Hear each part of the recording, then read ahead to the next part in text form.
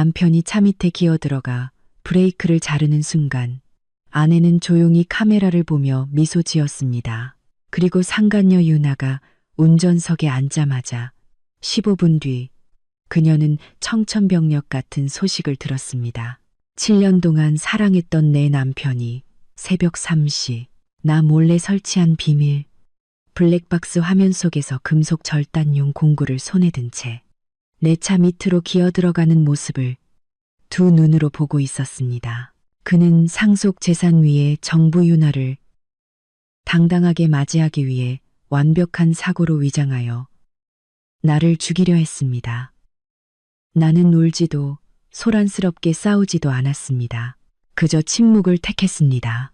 가장 잔혹한 복수는 칼을 드는 것이 아니라 적이 파놓은 함정을 이용해 그들을 지옥으로 보내는 것임을 알았기 때문입니다. 자, 이 비극적인 이야기를 함께 파헤쳐 봅시다. 벽시계는 새벽 3시를 가리키고 고요한 공간 속에서 초침 소리는 마치 내 가슴을 두드리는 망치 소리처럼 들렸습니다. 나는 서재에 웅크리고 앉아 있었고 컴퓨터 화면에 푸르스름한 불빛이 딱딱하게 굳은 내 무표정한 얼굴에 비쳤습니다. 옆에 둔 물잔의 얼음은 이미 다 녹아버린 채 내 심장처럼 차갑게 식어 있었습니다. 나는 잠을 이룰 수 없었습니다. 며칠 동안 불길한 예감이 내 속을 끊임없이 긁어댔습니다. 그 시작은 민준의 이상한 행동들이었습니다. 7년 동안 부엌 근처에도 오지 않던 남자가 갑자기 사흘 연속으로 따뜻한 우유를 침대까지 가져다주며 이전에는 유치하다고 생각했던 달콤하고 느끼한 말들을 늘어놓았습니다.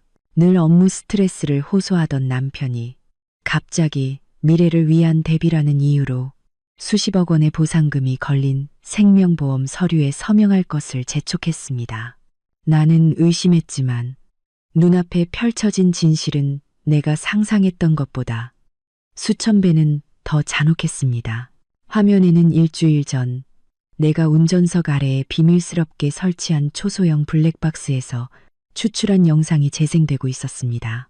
민주는 이 사실을 전혀 알지 못했습니다. 그는 앞유리에 달린 기존의 블랙박스만 알고 있었고 당연히 그것은 꺼두었겠지요. 하지만 그는 이 두 번째 눈의 존재를 예상하지 못했습니다. 흐릿한 흑백 영상 속에서 민주는 익숙한 잠옷 차림으로 나타났습니다. 그는 텅 빈 아파트 지하 주차장을 조심스럽게 둘러보았고 그의 얼굴에는 긴장감이 역력했습니다. 주차장이 꽤 서늘했음에도 불구하고 이마에는 땀방울이 송골송골 맺혀 있었습니다. 민주는 내가 매일 출퇴근하는 벤츠 차 밑으로 재빨리 기어 들어갔습니다. 이 차는 아버지가 결혼 선물로 주신 것이었습니다. 손전등 불빛이 차 하부를 비추었고 그의 손은 떨렸지만 동작은 소름 끼칠 정도로 단호했습니다. 주머니에서 꺼낸 전문가용 금속 절단 가위. 짤깍 컴퓨터 스피커를 통해 들려온 아주 작은 소리였지만 내게는 총성처럼 크게 울렸습니다. 민주는 브레이크 오일 라인을 막 잘라낸 참이었습니다. 그는 완전히 끊지 않고 차량이 고속으로 달리거나 급제동을 반복할 때 오일 압력이 그 흠집을 찢어버릴 만큼 깊게만 집어놓았습니다. 브레이크는 서서히 작동을 멈출 것이고 운전자는 헛된 몸부림 속에 질주하게 될 것입니다. 이것은 기술적 결함으로 위장된 교통사고라는 완벽한 시나리오 속에 치밀하게 계산된 죽음의 덫이었습니다. 일을 마친 민주는 엉금엉금 기어 나와 이마에 땀을 닦고는 입가에 비릿한 미소를 지었습니다. 나는 한 번도 본 적 없는 그 미소. 그 미소는 방금 덫을 놓은 짐승의 회심, 탐욕, 그리고 잔혹함을 담고 있었습니다. 그는 손을 털고 엘리베이터 쪽으로 가벼운 발걸음을 옮겼고 그의 주인을 기다리는 관처럼 벤츠 차량만이 조용히 놓여 있었습니다. 나는 화면을 껐고 방은 짙은 어둠에 잠겼습니다. 나는 울지 않았습니다. 이상하게도 눈물 한 방울 나오지 않았습니다. 배신감의 고통은 공포와 역겨움에 삼켜져 버렸습니다. 옆방에서 깊은 잠에 빠져 있는 남자. 어젯밤 내 이마에 키스하며 잘 자라고 속삭였던 그 남자가 바로 나를 무덤으로 보내기 위해 시간을 세고 있는 살인자였습니다. 왜 그가 퍼주고 있는 젊고 아름답고 교활한 정부, 유나 때문일까? 아니면 아버지가 남기신 천문학적인 재산과 엄청난 보험금 때문일까? 아마도 둘 다일 것입니다. 민주는 탐욕스러웠습니다. 하지만 그는 또한 나약했습니다. 그는 빈손으로 이혼할 용기가 없었습니다. 그는 내 모든 돈과 유나의 애정을 원했습니다. 오한이 돋아 온몸에 소름이 돋았습니다. 나는 손톱이 살을 파고들 정도로 책상 모서리를 꽉 움켜쥐었습니다. 이 고통스러운 감각은 내가 아직 살아있다는 것을, 그리고 살아야 한다는 것을 상기시켜 주었습니다. 내가 지금 당장 그의 죄를 폭로한다면 그는 차를 수리 중이었다고 발뺌할 것입니다. 경찰에 신고한다면 그는 증거를 인멸하려 하거나 더 나쁘게는 무모한 행동을 할 것입니다. 그는 어둠 속에 있고 나는 빛 속에 있습니다. 그는 내 남편이고 나의 일정을 가장 잘 아는 사람입니다. 나를 죽이려 한다고? 그렇게 쉽게는 안 될 걸. 민준, 나는 갈라지고 차가운 목소리로 허공에 속삭였습니다. 내 머릿속에서 톱니바퀴가 돌아가기 시작했습니다. 나는 영상을 되감아 비밀 USB에 저장한 다음 컴퓨터에서 모든 접속 기록을 지웠습니다. 나는 침실로 돌아갔고 민주는 편안한 얼굴로 규칙적인 코골이를 하고 있었습니다. 소름 끼칠 정도였습니다. 나는 그와 닿지 않을 만큼의 거리를 두고 누웠습니다. 익숙했던 베개 위의 섬유유연제 냄새가 이제는 구역질을 유발했습니다. 나는 동이 틀 때까지 천장만 응시했습니다. 오늘 밤이 착하고 순종적인 아내인 나의 마지막 밤입니다. 내일 해가 뜨면 이 연극은 막을 내려야 합니다. 하지만 그 결말은 더 이상 민준이 쓰는 것이 아닐 것입니다. 이 비극의 감독은 이제부터 나입니다. 다음날 아침, 밝은 햇살이 커튼 틈으로 비집고 들어왔지만 우리 집 식탁의 공기는 이상하리만큼 차가웠습니다. 민주는 평소보다 일찍 일어났고 분주하게 아침 식사를 준비했습니다. 토스트, 달걀 프라이, 그리고 오렌지 주스 한 잔. 일어났어? 아침 먹고 출근해. 늦겠어. 오늘 일기예보 보니 햇볕이 강하대. 택시 타지 말고 시원하게 자가용 차 타고 가. 돈 아깝잖아. 민주는 다정하게 의자를 빼주었지만 아내와 눈을 마주치지 못하고 시선을 회피했습니다. 그는 초조함을 감추고 있었습니다. 그는 내가 그 차에 최대한 빨리 타기를 원했습니다. 내가 집에서 보내는 매 순간이 그에게는 불 위를 걷는 고통 같았을 테니까요. 나는 앉아서 반숙 달걀 프라이를 천천히 잘랐습니다. 나의 평온한 태도에 민주는 약간의 불안감을 느꼈을 것입니다. 오늘은 좀 피곤하네. 나는 포크와 나이프를 내려놓고 손으로 관자놀이를 눌렀습니다. 어젯밤 에어컨이 너무 차가웠나 봐. 그냥 하루 쉴까 해. 민준의 얼굴색이 변했습니다. 그가 벌떡 일어나자 손에 든 오렌지 주스가 넘칠 뻔했습니다. 쉰다고? 하지만 오늘 회사에 중요한 회의 있다고 했잖아. 무슨 계약서에 서명해야 한다고 하지 않았어. 그 계약은 부장이 대신 서명해도 돼. 머리가 너무 아파서 운전은 못하겠어. 나는 달걀 프라이 접시에서 눈을 떼지 않고 대답했지만 눈꼬리로 그의 모든 공황 상태의 표정을 포착했습니다.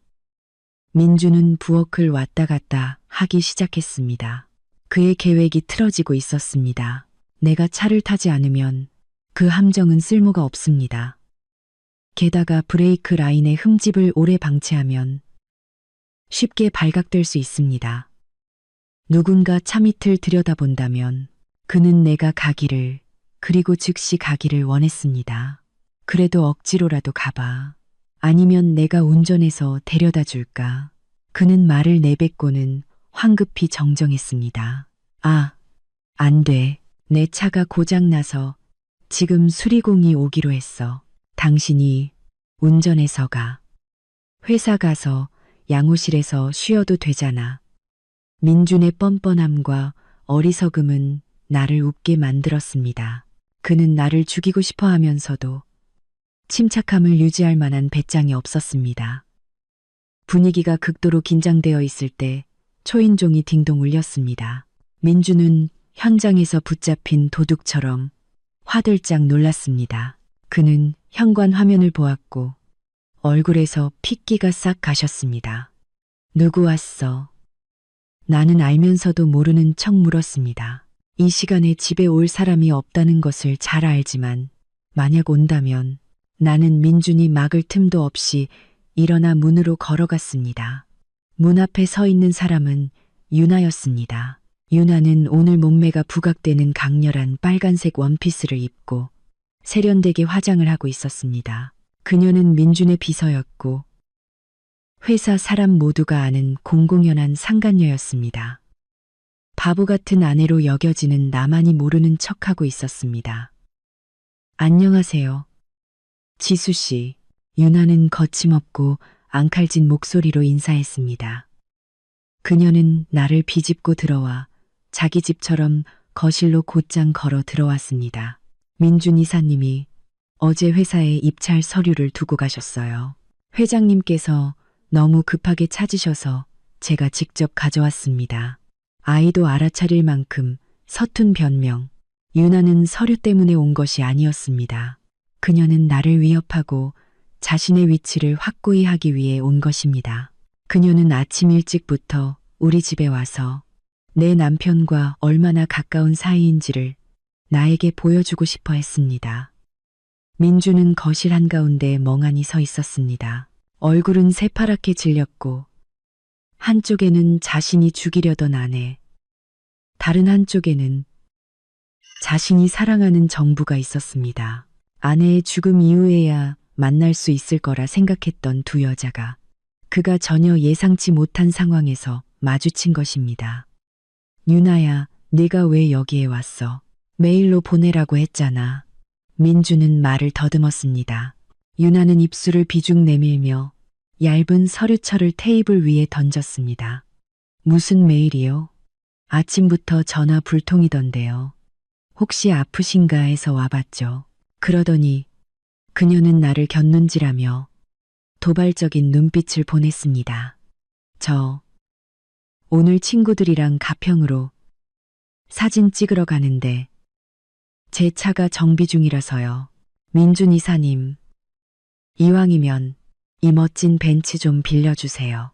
어차피 집에 차도 많잖아요. 유나의 말은 민준에게 청천벽력 같았습니다. 그는 눈이 휘둥그레졌고 식은 땀을 비오듯 흘렸습니다. 안 돼. 민준이 목소리가 떨리는 비명을 질렀습니다. 유나는 깜짝 놀랐다가 곧바로 털을 곤두세웠습니다. 왜 안 돼요? 차가 아까우세요. 아니면 사모님이 싫어하실까 봐요. 그녀는 나를 향해 비웃었습니다. 지수 씨는 그렇게 옹졸한 분은 아니시겠죠. 이 차도 몇 년 타셨으니 낡았잖아요. 하루 빌려 간다고 닳는 것도 아닌데 뭘. 나는 팔짱을 끼고 벽에 기대어 유나는 자신의 오만함 때문에 스스로 무덤을 파고 있었고 민주는 생사를 가르는 선택의 기로에 서 있었습니다. 그는 브레이크가 고장났다고 말할 수 없었습니다. 그것은 아내를 살해하려던 음모를 폭로하는 것이기 때문입니다. 하지만 만약 빌려준다면 죽는 사람은 유나가 될 것입니다.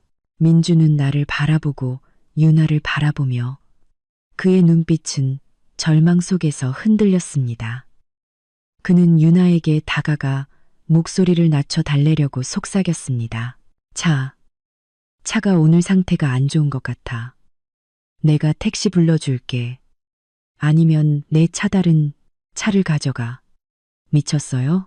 유나는 그의 손을 뿌리치며 소리쳤습니다. 가평에 가는데 택시를 타라고요? 친구들에게 내가 이 차를 몰고 간다고 자랑했단 말이에요. 나를 망신시키는 것도 정도가 있죠. 빨리 키 내놔요. 안 그러면 우리 관계를 온 동네에 소문낼 거예요. 유나의 위협은 마지막 한 방울이었습니다. 그녀는 민준의 사랑을 너무 과신한 나머지 생명과 재산 앞에서 그의 사랑이 쓰레기에 불과하다는 것을 알지 못했습니다. 민준은 말문이 막혔습니다. 그는 불륜 사실이 들통나 명예를 잃고 상속권을 잃을까 두려웠습니다. 지금 이혼하면 그는 궁지에 몰립니다. 나는 그를 도와줄 때가 왔다고 생각했습니다. 나는 테이블로 걸어갔고 벤츠 열쇠 꾸러미를 유나 앞에 감던졌습니다. 금속이 유리 테이블에 부딪히며 쨍그랑 소리가 날카롭게 울렸습니다. 가고 싶으면 가져가. 나의 목소리는 경멸이 섞인 채 차가웠습니다.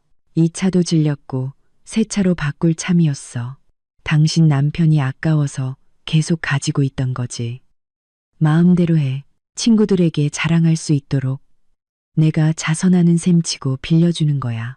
유나는 열쇠를 움켜쥐었고 얼굴은 기쁨으로 빛났습니다. 그녀는 마치 위대한 승리자인 것처럼 나를 바라보았습니다. 와, 지수 씨가 이사님보다 훨씬 쿨하네요. 고마워요. 조심히 운전할게요. 유나는 고개를 동돌려 오만하게 머리를 쓸어 넘겼습니다. 그녀의 하이힐 소리가 또각또각 멀어져 갔습니다. 민주는 넋을 잃고 섰습니다. 그는 유나의 뒷모습을 보다가 나를 바라보았고 입은 벌어져 있었지만 아무 말도 할 수 없었습니다. 그는 쫓아가 열쇠를 빼앗고 싶었지만 그의 발은 바닥에 못 박힌 듯 움직이지 않았습니다. 그는 두려웠습니다.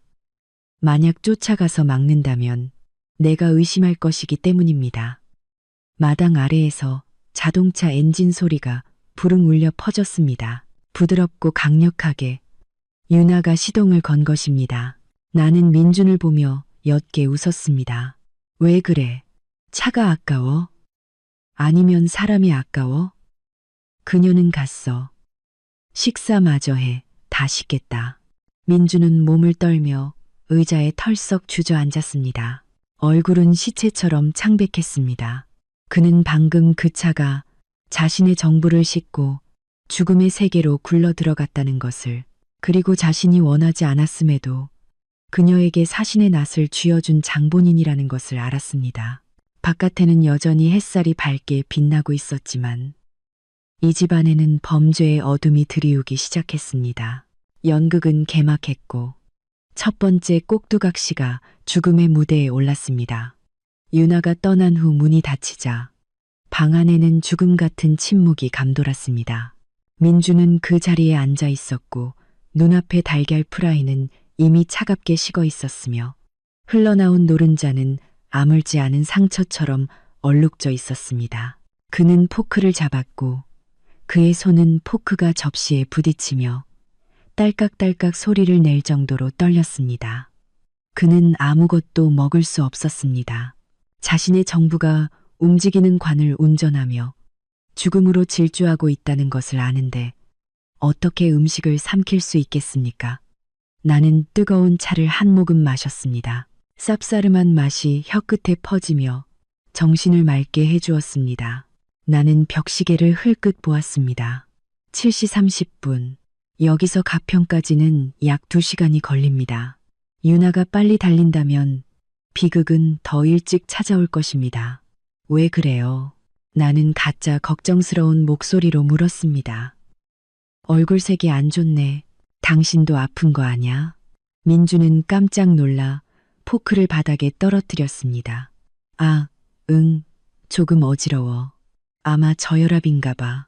그는 포크를 주우면서 격렬하게 흔들리는 눈빛을 숨기려 했습니다. 그럼 들어가서 쉬어.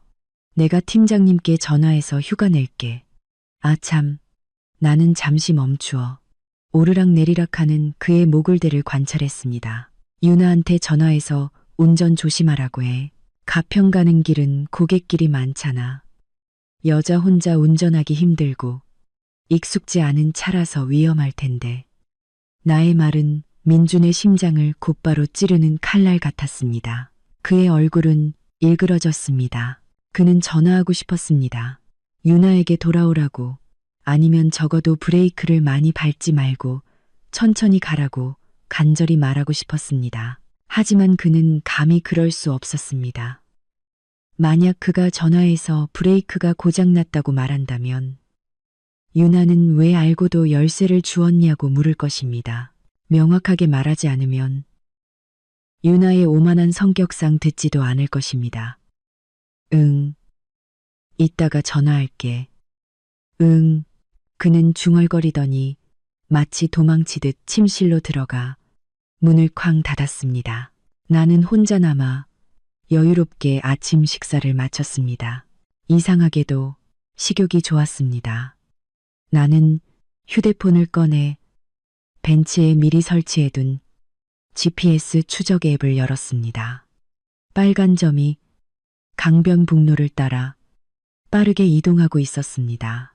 속도는 시속 80km. 유나는 매우 신이 나 있었습니다.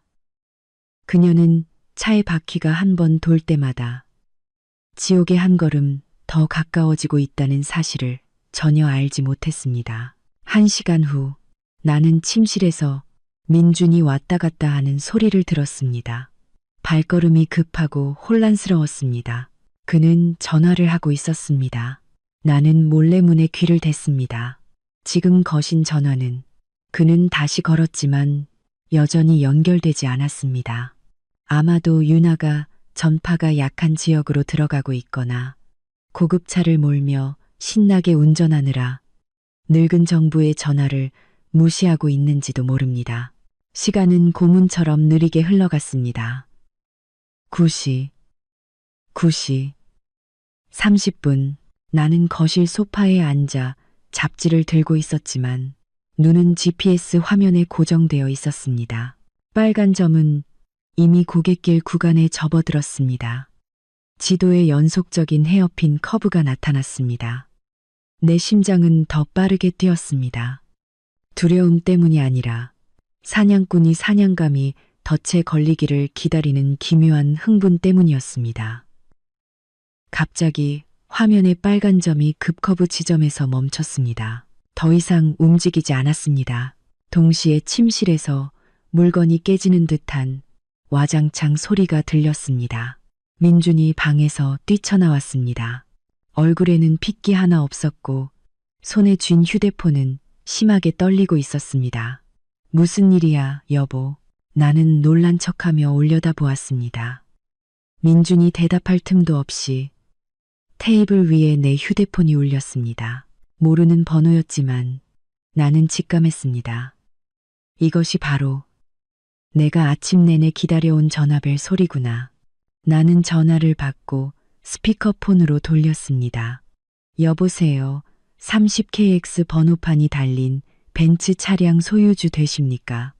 낯선 남자의 굵고 심각한 목소리가 들려왔습니다. 민주는 집 한가운데서 굳어버렸고 마치 귀신이라도 본 듯 휴대폰을 빤히 쳐다보았습니다. 네, 제가 지수입니다. 무슨 일인가요? 내 목소리는 침착했지만 민준이 모든 단어를 명확하게 들을 수 있을 만큼 충분히 컸습니다. 안녕하십니까? 저는 가평경찰서 교통조사팀에서 전화드렸습니다. 귀하의 차량이 14K민 지점에서 심각한 사고를 당했습니다. 차량이 통제력을 잃고 계곡으로 추락했습니다. 현재 구조대가 현장에 접근 중입니다. 퍽 하는 둔탁한 소리가 났습니다. 민주는 바닥에 무너져 내렸고 무릎이 타일에 강하게 부딪혔지만 그는 더 이상 고통을 느끼지 못하는 듯 했습니다. 운전자는 여성이며 상태가 매우 위독합니다. 해결을 위해 가족분은 즉시 현장으로 와주시길 바랍니다. 나는 전화를 끊었고 방 안은 소름 끼치는 침묵에 잠겼습니다. 민준의 거친 숨소리만이 들려올 뿐이었습니다. 그는 바닥에 주저앉아 두 손으로 머리를 감싸 안았고 나는 일어서서 그에게 다가갔습니다. 내 발치에서 산산조각 나고 있는 비참한 살인자 남편을 내려다보았습니다. 들었어? 나는 아주 가벼운 목소리로 물었습니다. 유나가 내 차로 사고를 당했대. 어쩜 이렇게 우연일까? 민주는 나를 올려다보았고 그의 충혈된 눈에는 고통, 공포, 그리고 나의 잔혹할 만큼 평온한 모습에 대한 경악이 뒤섞여 있었습니다. 그는 무언가 말하려 했지만 입술만 맴돌 뿐 소리가 나오지 않았습니다. 그는 진정한 악몽이 이제 막 시작되었음을 알고 있었습니다. 가평으로 가는 길은 짙은 안개에 휩싸여 있었습니다. 나는 예비 차량을 운전했고 민주는 조수석에 앉았습니다. 그는 내내 침묵했고 머리를 창문에 기댄 채 길가에 솟아오른 절벽을 멍하니 바라보았습니다. 그는 무엇을 생각하고 있을까요? 정부에 대한 후회와 슬픔? 아니면 자신의 범죄가 곧 드러날 것에 대한 두려움? 우리가 현장에 도착했을 때 사고 현장은 이미 통제선으로 봉쇄되어 있었습니다. 한때 나의 자랑이었던 흰색 벤츠는 이제 수백 미터 깊이의 계곡 아래 찌그러진 고철 덩어리로 변해 있었습니다. 크레인이 차의 잔해를 인양하고 있었고 금속이 찢어지는 소리는 소름 끼칠 정도였습니다. 민주는 내가 브레이크를 밟자마자 차에서 뛰쳐나와 술 취한 사람처럼 비틀거리며 경찰 통제선 쪽으로 달려갔습니다. 그녀는요. 운전자는 어디 있어요? 민주는 경찰관의 팔을 잡고 소리쳤습니다. 진정하십시오.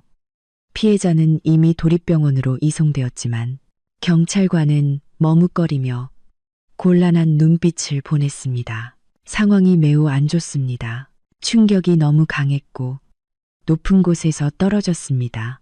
민주는 손을 놓고 몇 걸음 물러서더니 길가에 주저앉았습니다. 그는 울었습니다. 야윈 얼굴에 남자의 눈물이 흘러내렸습니다. 외부인이 보기에는 가까운 사람의 사고 앞에 너무나 고통스러워하는 친구나 형제로 보였을 것입니다. 나만이 알았습니다. 그것은 자신이 직접 벼랑 끝으로 밀어넣은 희생자를 위해 우는 살인자의 눈물이라는 것을. 그리고 아이러니하게도 그 희생자는 바로 자신이 사랑했던 사람이었습니다. 나는 그의 옆으로 다가가 차가운 손을 민준의 어깨에 올려놓았습니다. 그는 소스라치게 놀랐습니다. 그렇게 마음이 아파요? 나는 우리 둘만 들을 수 있도록 속삭였습니다. 어차피 그냥 직원일 뿐이었잖아. 아니면 두 사람, 보통 이상의 친밀한 관계였어. 민주는 몸이 굳었고 의심과 두려움이 섞인 눈으로 나를 올려다보았습니다. 그는 황급히 눈물을 닦고 일어서서 옷매무새를 다듬었습니다. 무슨 말도 안 되는 소리를 하는 거야. 내 직원이고 우리 집 차로 사고를 당했으니 걱정하는 건 도리잖아. 도리, 나는 그 단어를 되풀이하며 옅게 비웃었습니다. 정말 도덕적인 삶을 살고 있군요. 민준 씨. 우리는 병원에 도착했고 응급실은 알코올과 소독약 냄새로 가득했습니다. 의사가 걸어나와 곤란한 듯 고개를 저었습니다. 유나 씨는 다발성 외상과 과다출혈로 이송 중에 사망했습니다. 민주는 복도 벽에 기대어 있다가 바닥으로 미끄러져 내려갔습니다. 그는 더 이상 소리를 지르지 않고 넋이 나간 것처럼 멍하니 앉아 있었습니다. 유나의 죽음은 그의 정신에 정면으로 가해진 펀치였습니다. 그는 그녀를 죽였습니다. 자신의 손으로 브레이크 라인을 잘랐고 막을 수 있었음에도 자신의 손으로 그녀를 차에 태웠습니다. 한 조사 경찰관이 수첩을 들고 다가왔습니다. 안녕하세요, 두 분. 진술을 좀 들어야겠습니다. 현장 초동 조사 결과 차량이 계곡으로 추락하기 전에 브레이크를 밟은 흔적이 없습니다. 브레이크 시스템에 완전한 문제가 발생한 것으로 보입니다. 민준의 심장은 꽂힐 것 같았습니다. 그는 숨을 죽이고 자신의 구두코에 시선을 고정했습니다. 이 차는 정기적으로 정비를 하셨나요? 경찰관이 계속 물었습니다. 당연히 했죠. 내가 민준을 대신해 재빨리 대답했습니다. 제가 차 관리를 철저히 하거든요. 가장 최근 정비는 2달 전이었습니다. 어제까지도 아무 문제 없이 잘 타고 다녔어요. 그렇죠, 민준 씨. 나는 민준에게 몸을 돌려 그의 심장을 깊이 꿰뚫어 보는 눈빛을 보냈습니다. 오늘 아침에도 날씨가 좋다며 이 차를 타고 출근하라고 했잖아요. 브레이크가 고장 났다면 왜 아내에게 타라고 했을까요? 불행한 돌발 사고였겠죠. 그렇죠. 민주는 나를 올려다보았고 식은땀을 비오듯 흘렸습니다. 그는 내가 무엇을 하고 있는지 이해했습니다. 내가 그를 비난하고 있지만 옹호하는 가면을 쓰고 있다는 것을, 만약 그가 차에 문제가 있었다고 인정하면 그는 고장난 차의 아내를 태우려 한 의도가 드러날 것입니다. 만약 그가 차가 좋았다고 말하면 유나의 죽음은 사고로 처리되겠지만 그의 양심은 영원히 찢겨질 것입니다. 아, 응. 차는 괜찮았어. 민주는 쉰 목소리로 중얼거렸습니다. 아마 유나가 운전을 미숙하게 해서 대처를 잘 못했을 거야. 그는 죽은 사람에게 책임을 전가했습니다. 비겁함의 극치였습니다. 경찰관은 고개를 끄덕이며 메모했습니다. 정확한 원인을 찾기 위해 차량을 정밀 감정할 것입니다. 만약 고의적인 파손의 흔적이 발견된다면 사건은 형사사건으로 전환될 것입니다. 파손과 형사사건이라는 두 단어에 민준의 얼굴은 핏기 하나 없이 변했습니다. 그는 전문가용 가위로 낸 그 흠집이 저절로 생길 수 없다는 것을 알고 있었습니다. 차가 산산조각 났더라도 금속 오일 라인의 흠집은 그의 범죄를 고발하는 명백한 증거로 남아있을 것입니다. 나는 민준을 바라보았습니다. 내 마음속에는 잔혹한 쾌감이 솟아올랐습니다. 그는 떨고 있었습니다. 그는 언제든 경찰이 수갑을 채우러 문을 두드릴까봐 기다리고 있었습니다. 하지만 나는 그가 그렇게 쉽게 체포되도록 두지 않을 것입니다. 죽음은 너무 쉬운 해방입니다. 나는 그가 두려움과 자책의 지옥 속에서 살기를 원합니다. 이제 집에 가요, 여보. 나는 민준을 부축해 일으켰습니다. 유나는 죽었어.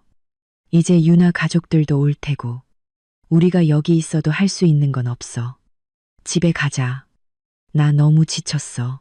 오늘 저 영안실에 누워있을 뻔한 사람이 나였잖아. 나는 마지막 문장을 그의 귀에 대고 속삭였습니다. 마치 선고처럼. 당신 알아. 나 오늘 아침에 정말 그 차를 타려고 했었어. 유나가 와서 빌리지 않았다면 지금 당신은 나를 위해 울고 있었을까? 아니면 웃고 있었을까? 민주는 화들짝 놀라며 화상이라도 입은 듯 내 손을 뿌리쳤습니다. 그는 나를 빤히 쳐다보았고 동공이 수축되었습니다.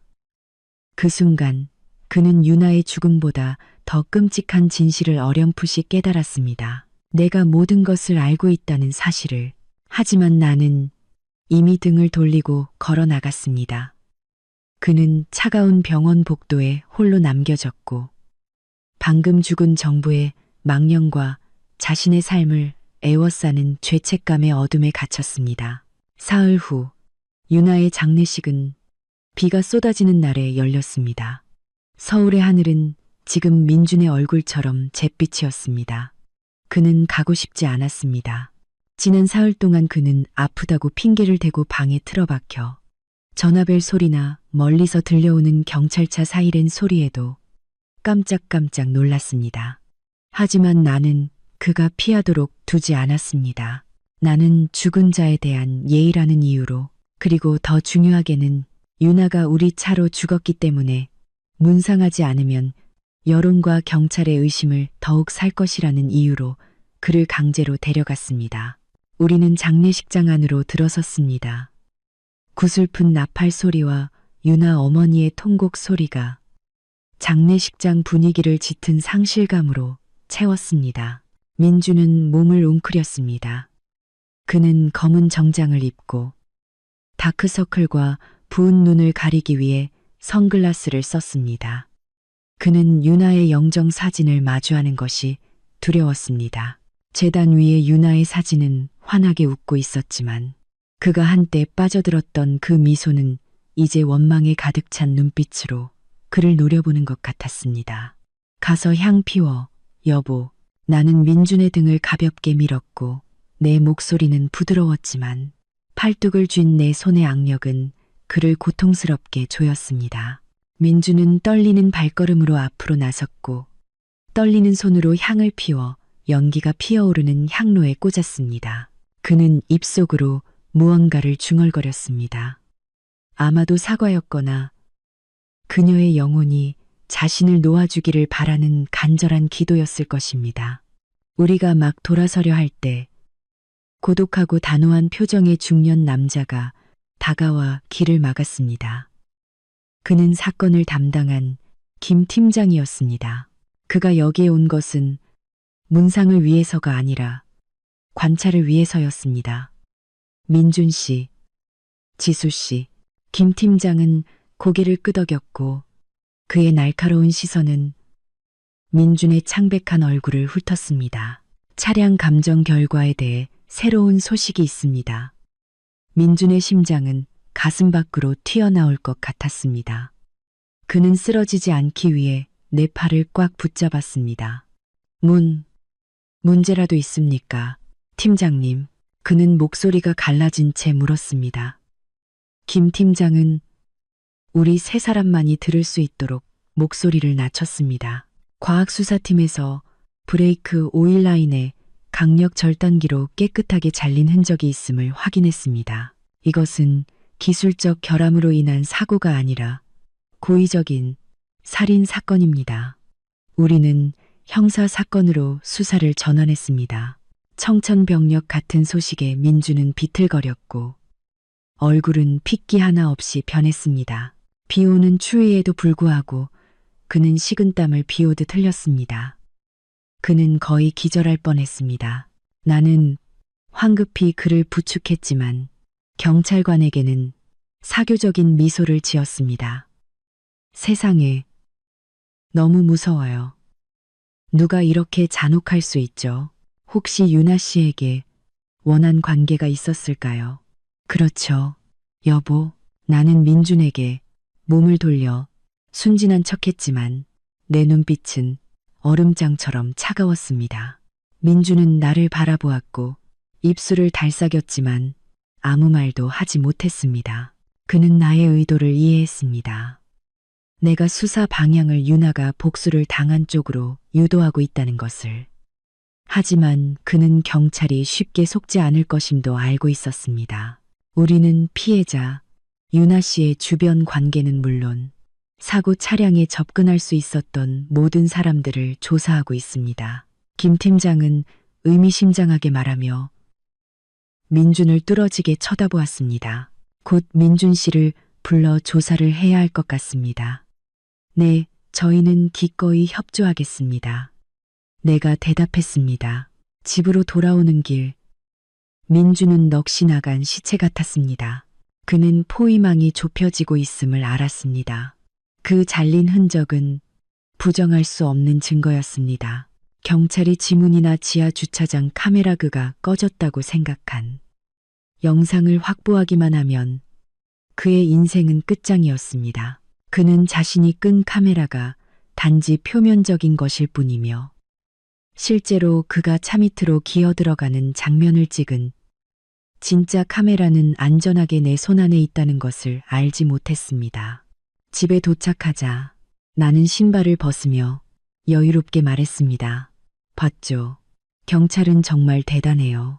그렇게 작은 흠집도 찾아내다니. 그날 내가 그 차를 타지 않은 게 얼마나 다행이에요. 안 그랬으면 오늘 관 속에 누워있는 사람은 나였을 거고 살인자는 지금쯤 쾌재를 부르고 있었겠죠. 민주는 화들짝 놀라 나를 패 돌아보았고 그의 눈에는 의혹과 공포가 가득했습니다. 처음으로 그는 나의 말이 단순한 우연이 아니라는 느낌을 받았습니다. 당신 말은 무슨 뜻이야? 나는 미소를 지으며 그에게 다가가 그의 셔츠 깃을 정리해 주었습니다. 무슨 뜻이겠어요? 여보, 나는 그저 인과응보가 있다는 말을 하는 거예요. 가서 씻어요. 몸에서 향냄새가 나네. 너무 춥잖아요. 나는 위층으로 올라갔고 민주는 넓은 거실 한가운데에 멍하니 서 있었습니다. 그는 추위를 느꼈습니다.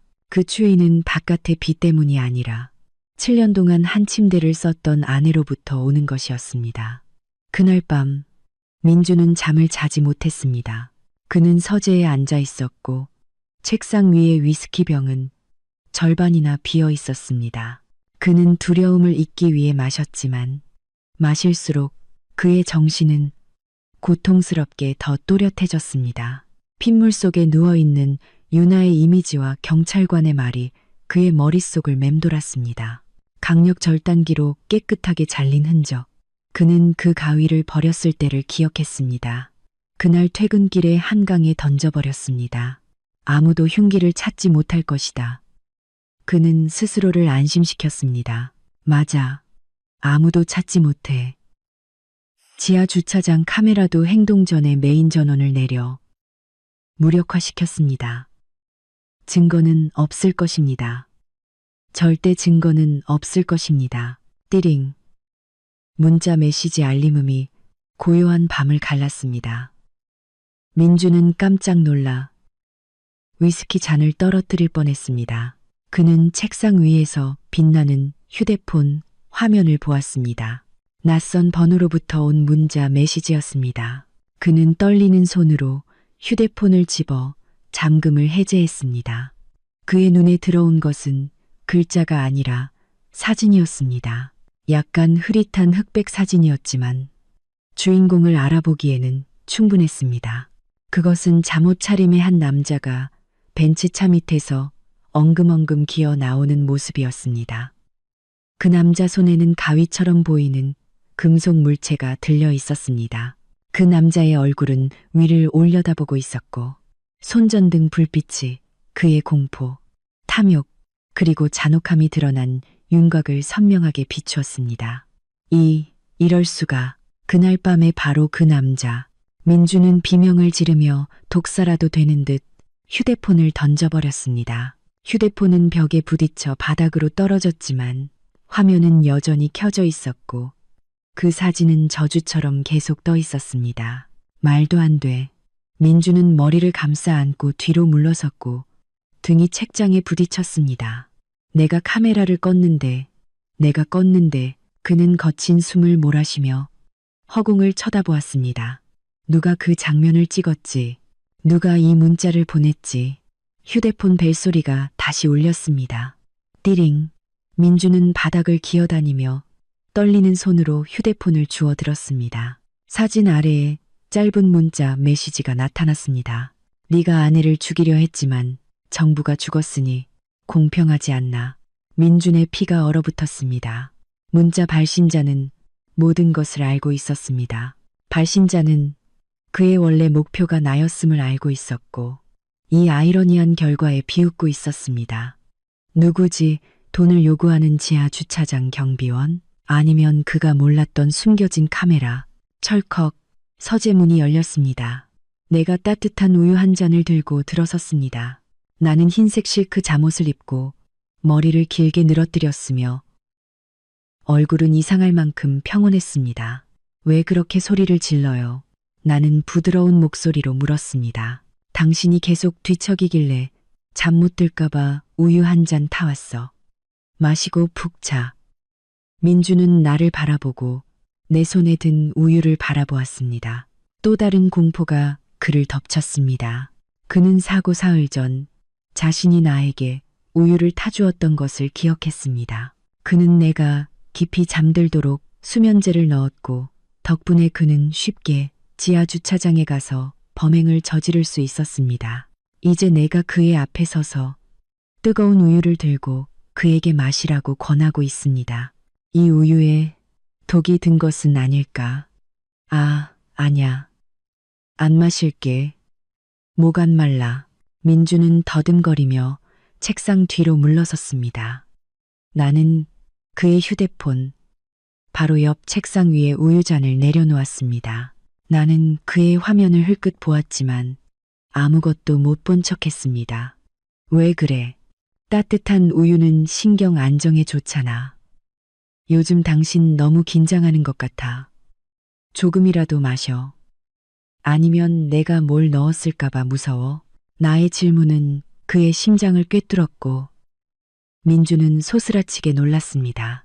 그는 나를 빤히 쳐다보며 아내의 얼굴에서 살기를 찾으려 했지만 보이는 것은 소름 끼칠 만큼 다정한 모습뿐이었습니다. 아, 아냐. 그는 맹렬하게 부정했습니다. 나는 우유잔을 들고 작은 한 모금을 마신 다음 미소를 지었습니다. 맛있는데 당신 안 마시면 아깝잖아. 이제 일찍 자. 아, 참. 방금 당신 휴대폰에 문자 왔던데. 밤중에 누가 문자를 보낸대. 민주는 황급히 휴대폰을 뒤집어 놓았고 떨리는 손으로 가렸습니다. 스팸 문자야. 부동산 광고 같은 거. 그래? 나는 옅게 웃으며 문 쪽으로 돌아서 걸어 나갔습니다. 요즘 스팸 문자가 많지. 어떤 문자는 읽고 나면 인생 전체가 망가질 수도 있대. 조심해요. 여보. 나는 문을 닫고 입가에 미소를 지었습니다. 어둠이 복도를 감쌌습니다. 방 안에서 민주는 의자에 웅크리고 앉아 머리를 쥐어뜯었습니다. 그는 덫에 걸렸습니다. 한 익명의 인물이 그의 사형 선고와도 같은 증거를 쥐고 있었습니다. 그리고 그가 한때 하찮게 여겼던 아내는 이제 그를 섬뜩하게 만드는 비밀스러운 모습을 하고 있었습니다. 그는 휴대폰을 집어들어 그 낯선 번호를 차단하려 했지만 또 다른 문자 메시지가 도착했습니다. 보험금 100억. 난 그 절반을 원한다. 아니면 이 영상은 내일 아침 김 팀장의 책상 위에 놓일 것이다. 민주는 힘없이 손을 놓았습니다. 공갈. 그는 안도의 한숨을 내쉬었습니다. 익명의 발신자의 동기를 알게 되었기 때문입니다. 하지만 동시에 그는 절망했습니다. 자신이 타인에게 착취당하는 젖소가 되었다는 사실에. 그러나 그는 자신을 공갈하는 사람이 돈을 원하지 않는다는 것을 몰랐습니다. 그 사람은 바로 옆방에 누워 휴대폰 화면을 보며 먹이를 고갈시킬 때까지 괴롭히는 게임을 시작하고 있었습니다. 돈은 핑계일 뿐 파멸이 최종 목표였습니다. 다음 날 아침 민주는 깊게 팬 다크서클과 함께 일어났습니다. 그는 밤새도록 계산했습니다. 공갈범은 50억 원을 요구했습니다. 그가 회사에서 빼돌린 비자금과 주식 투자로 모은 비밀 계좌를 긁어 모아도 20억 원이 조금 넘었습니다. 30억 원이 부족했습니다. 시한은 24시간. 돈을 채우지 못하면 그가 차 밑으로 기어들어가 브레이크 라인을 자르는 영상이 김 팀장의 책상 위에 놓일 것입니다. 그는 더 이상 물러설 곳이 없었습니다. 그는 화장대 앞에서 머리를 빗고 있는 나를 바라보았습니다. 나는 단정한 크림색 원피스를 입고 있었고 아무 일도 없었다는 듯 평온한 표정을 짓고 있었습니다. 그는 침을 삼켰습니다. 목이 메었습니다. 그는 나에게 돈을 빌려달라고 말해야 했습니다. 자신이 죽이려 했던 사람에게 그 살인 시도를 숨기기 위해 돈을 빌려달라고. 굴욕감과 공포가 뒤섞여 손발이 떨렸습니다. 지수야. 민준이 갈라진 목소리로 입을 열었습니다. 왜 그래? 여보. 나는 빗을 내려놓고 돌아보며 다정하게 미소 지었습니다. 민주는 나의 시선을 피하며 더듬거렸습니다. 나 할 말이 있어. 당신한테 혹시 30억만 빌릴 수 있을까? 나는 눈썹을 치켜 올리며 최대한 놀란 척했습니다. 30억? 그렇게 큰 돈이 왜 갑자기 필요해? 지난달에는 주식 투자 수익이 좋다고 하지 않았어? 민주는 고개를 숙였습니다. 그는 미리 거짓말 시나리오를 준비했지만 나의 맑은 눈빛을 마주하자 여전히 양심의 가책을 느꼈습니다. 사실 내가 실수했어. 친구들 꼬임에 넘어가서 온라인 도박에 빠졌는데 돈을 다 잃었어. 지금 채권자들이 너무 심하게 독촉하고 있어. 회사 평판과 우리 가족 명예에 먹칠을 하겠다고 협박하고 있어. 나는 침묵했습니다. 1분 동안 이어진 그 침묵은 민준에게 불위를 걷는 것 같았습니다. 그는 몰래 나를 쳐다보았고 이마에 땀이 맺혔습니다. 그는 내가 거절할까봐 두려웠습니다. 내가 돈을 주지 않으면 그는 죽은 목숨이었습니다. 마침내 나는 길고 실망과 체념이 담긴 한숨을 내쉬었습니다. 세상에, 당신 왜 그렇게 어리석었어? 민준 씨. 도박은 패가망신의 지름길이잖아. 부족한 것도 없는데 왜 그런 길로 빠져? 잘못했어. 맹세컨대 이번이 마지막이야. 지수야, 한 번만 날 살려줘. 부모님이 아시면 나 정말 죽을 거야. 민주는 애원했습니다. 그의 모습은 전례 없이 비참했습니다. 나는 일어서서 금고 쪽으로 걸어갔습니다. 나의 한 걸음, 한 걸음이 민준의 심장을 쫄깃하게 만들었습니다. 좋아. 내가 당신 빚 갚는 걸 도와줄게. 하지만 조건이 하나 있어. 조건이 뭐든 다 들어줄게. 민준이 재빨리 대답했습니다. 앞으로 당신의 모든 계좌, 신용카드, 그리고 회사 주식 관리는 내가 할 거야. 당신은 500만 원 이상의 현금을 소지할 수 없어. 동의해? 민준은 멍해졌습니다. 그는 동의하면 자신이 빈털터리가 되고 마치 어린아이처럼 안이끈에 묶인 개처럼 나에게 완전히 의존하게 될 것임을 이해했습니다. 하지만 그에게 다른 선택지가 있을까요? 한쪽은 징역과 사형, 다른 한쪽은 경제적 자유의 상실. 동의해.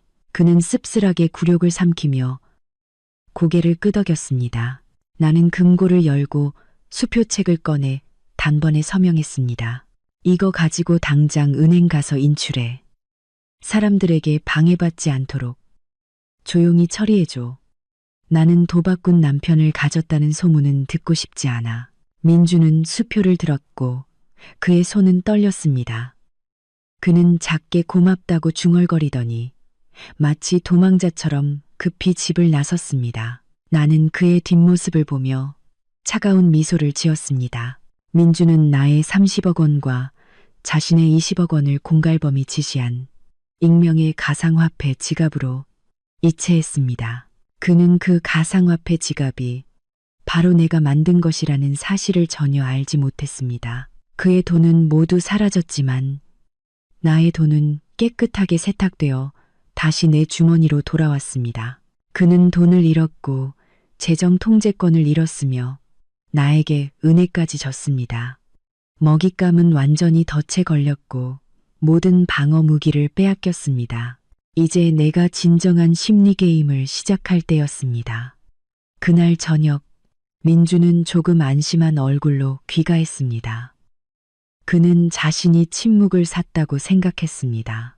그는 공갈범이 50억 원을 받고 영상을 지울 것이라고 믿었습니다. 그의 순진함은 나를 웃게 만들었습니다. 저녁 식사가 차려졌습니다. 나는 그가 가장 좋아하는 베프 부르기뇽, 비프 벌기뇽을 만들었습니다. 많이 먹고 기운 차려요. 빚 문제는 이제 끝났으니 돈으로 사람을 대신했다고 생각해요. 나는 세상에서 가장 다정한 아내인 것처럼 그에게 음식을 덜어주었습니다. 민주는 고개를 끄덕이고 고기를 입에 넣었지만 몇 번 씹다가 멈췄습니다. 그는 코를 킁킁거렸습니다. 공기 중에 은은한 향이 감돌았습니다. 치자꽃과 사향이 섞인 강렬하고 매혹적인 아주 특징적이고 익숙한 향. 그것은 디올의 페토르 향수 냄새였습니다. 유나가 매일 사용하던 향수. 민주는 젓가락을 내려놓았고 얼굴이 변했습니다. 그는 당황한 눈빛으로 식당을 둘러보았습니다. 당신 무슨 향수 뿌렸어? 나는 눈을 크게 뜨며 놀란 척했습니다. 향수? 나 아무것도 안 썼는데 집에서 요리 냄새 배는데 향수를 왜 뿌려? 아니야. 분명히 냄새가 나. 민주는 킁킁거리며 냄새를 맡았고 그의 목소리가 떨리기 시작했습니다. 이 냄새, 그 여자 냄새랑 똑같아. 그 여자라니 누구? 나는 목소리를 약간 날카롭게 하며 반문했습니다. 유나 말이야. 내 입에서 유나의 이름이 나오자 민주는 소스라치게 놀랐습니다. 아, 아냐. 그냥 이상한 냄새가 나는 것 같아서 내가 너무 예민한가 봐. 그는 고개를 숙이고 계속 먹으려 했지만 그 향은 그의 코 주위를 맴돌았고 점점 더 짙어졌습니다. 마치 유나가 바로 뒤에 서서 그의 목덜미에 속삭이는 것처럼. 사실 나는 그가 돌아오기 전에 커튼과 테이블보에 그 향수를 조금 뿌려 두었습니다. 때때로 희미하게 느껴지도록 충분한 양만 뿌려 그의 신경을 곤두세우기 위해서였습니다. 식사 후 민주는 화장실로 도망쳤습니다. 그는 정신을 차리기 위해 찬물을 세게 틀어 얼굴에 끼얹었습니다. 그는 스스로에게 최면을 걸었습니다. 나는 집착하는 거야. 유나는 죽었어.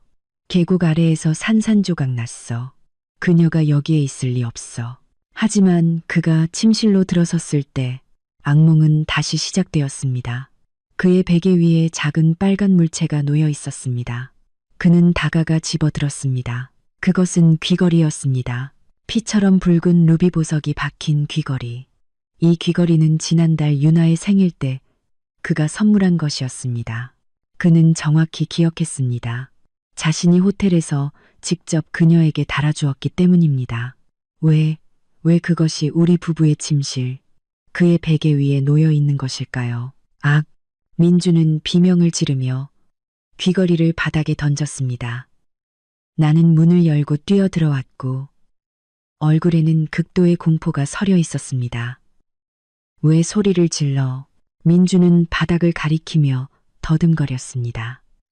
저 귀걸이가 어디서 났어? 왜 여기에 있는 거야? 나는 몸을 숙여 귀걸이를 집어들고 손 안에서 빙글빙글 돌리며 살펴보았습니다. 이거 예쁘네. 누구 거지? 가정부가 청소하다가 어디서 주워서 여기 둔 건가? 아니면 나는 눈을 가늘게 뜨고 날카로운 눈빛으로 민준을 쳐다보았습니다. 당신, 내가 없을 때 다른 여자를 집에 데려왔어? 아냐, 맹세컨대 아냐.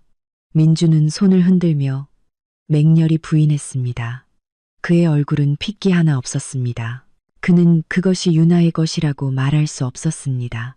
그것은 불륜을 인정하는 것이고 자백이 될 것이기 때문입니다. 하지만 그는 이 귀걸이가 저절로 나타날 수 없다는 것을 분명히 알고 있었습니다.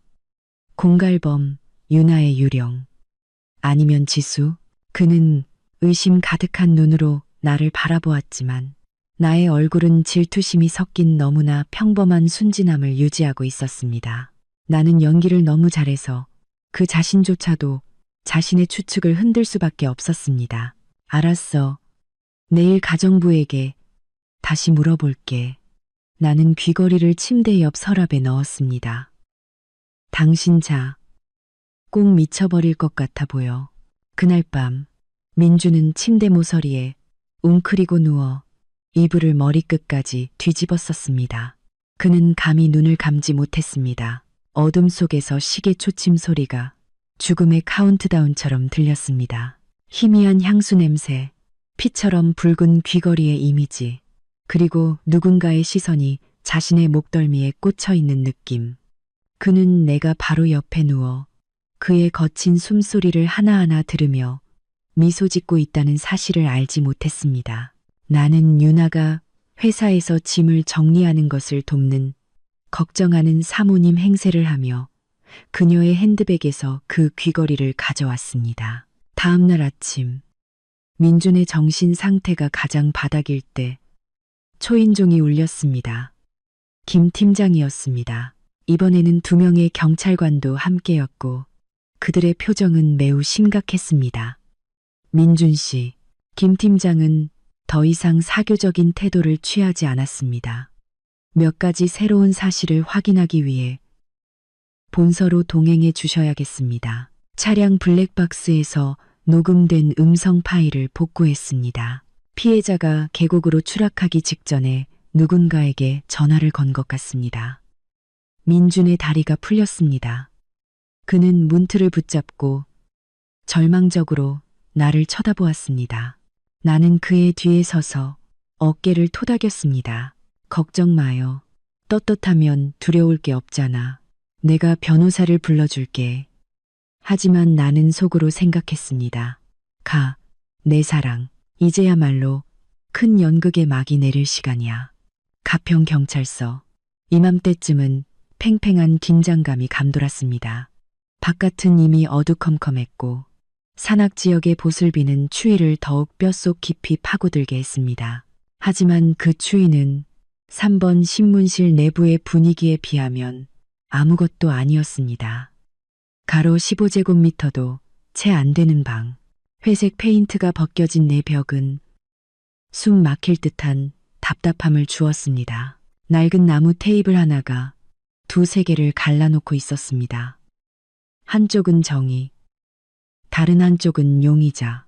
민주는 딱딱한 나무 의자에 웅크리고 앉아 있었고 두 손은 테이블 위에 깍지를 낀 채 너무 세게 쥐어 손가락 마디가 하얗게 질려 있었습니다. 그는 이곳에 4시간 동안 앉아 있었습니다.